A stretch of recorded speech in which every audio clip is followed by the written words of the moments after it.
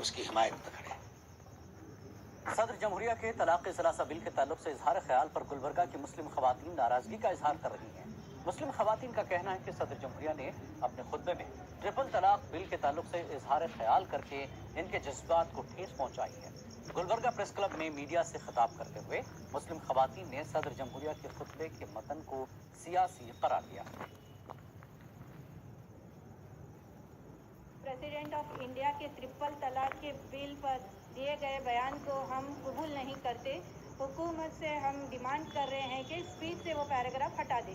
صدر جمہوریہ کا طلاق ثلاثہ بل پر دیے گئے بیان کی ہم کنڈم کرتے ہیں اور حکومت سے مطالبہ کرتے ہیں وہ اس بیان کو ہٹائیں۔ حکومت صدر جمہوریہ کے منہ میں اپنے الفاظ ڈال کر ان سے بیان کروا رہی ہے اور یہ بالکل غلط ہو رہا ہے۔ یہ پریزیڈنشیل آفس کا مس یوز ہو رہا ہے، جبکہ ایسا نہیں ہونا چاہیے، کیونکہ پریزیڈنشیل آفس کا اپنا ایک وقار ہوتا ہے جس کو ہم کو مجروح نہیں کرنا چاہیے۔